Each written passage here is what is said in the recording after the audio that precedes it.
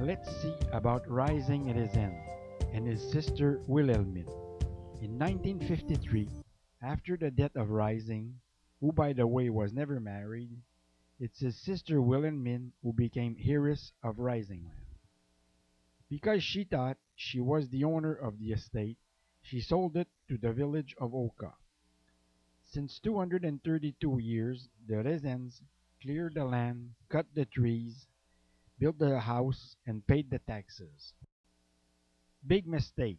The priests decided to block the sale of the land and declared themselves owners of the estate.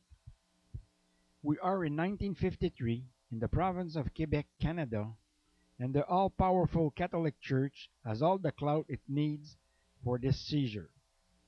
The Sulpician went to Superior Court and with the help of the judge Bernard Bourgeois obtained a court judgment and seized Rising land. Here are a few excerpts of the court judgment number 61063. This court, after studying the written case of the skillful attorneys, judges that the plaintiffs are justified to ask Wilhelmine Rezen to clear out. This court declares that the plaintiffs, which are the Sulpician priests, were always and are still the only real owner of the estate. Order is given to Wilhelmine Rezen, widow of Adélard Lacroix and not remarried, to clear out of the estate and let the plaintiffs, who are the Sulpician priests, the free ownership and with no itch of any kind, and this in the 15 days of the notification of the present judgment. At this point, we can observe a few words clear out in 15 days. This means that the Rezen family, after they lived in the house for 232 years, had 15 days to clear out. Of course, the Sulpician priest won the lawsuit and took the house from the Rezen. Wilhelmine, who was born and raised in the Rising estate, was finally evicted by the Sulpician priests. She also lost the profit because she was unable to sell her house. She moved in Oka in a rented apartment. Rising land was deserted and abandoned during 20 years, from 1953 to 1973. In 1973, the Sulpicians sold the house to Mr. Marc Bérubé. Mr. Bérubé, instead of demolishing the house, decided to renovate it, even though it was in an awful condition. After having started the renovations, he sold it to Mr. Yvon Beaupré, who continued to restore it. 2006, the owner, Mr. Yvon Beaupré, decided to plant a tree about 30 meters or 100 feet from the house. At this point, he makes a stunning discovery. While digging, he finds a human skull. The skull is brought in the house where it remains. Apparently, it is a woman's skull. At this point, we know that in 1747 there was an outbreak of measles or smallpox that decimated the mission of Oka. Due to the fact that we have no records of Abigail's death or of her burial, it is possible that the skull that was found was Abigail's. Only more research by anthropologists will clarify this mystery.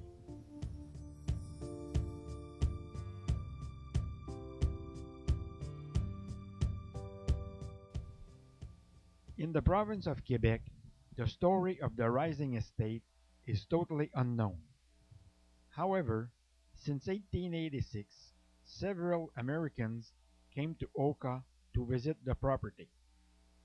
Knocking on the door of the small house and talking to the present owner, who gives them a bit of information on the incredible odyssey of the Rising estate.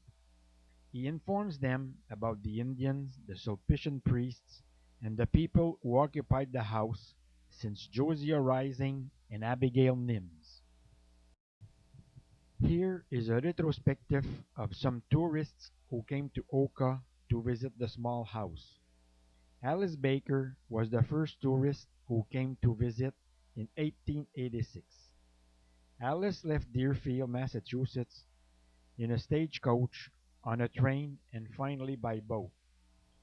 She even wrote a book on the subject, True Stories of New England Captive Carried to Canada During the Old French and Indian War. In this book, she explains her trip and her visit to Oka. This photo of the Rising House dates from 1908.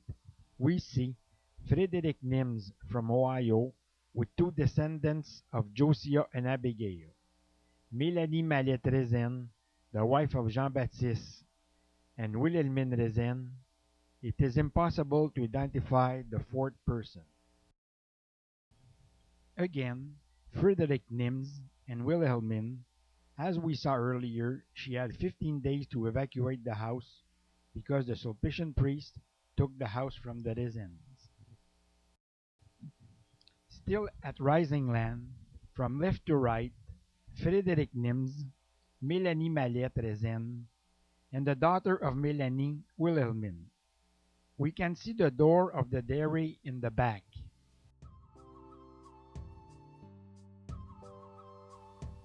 Wilhelmine, her sister Mary, and some guests from America.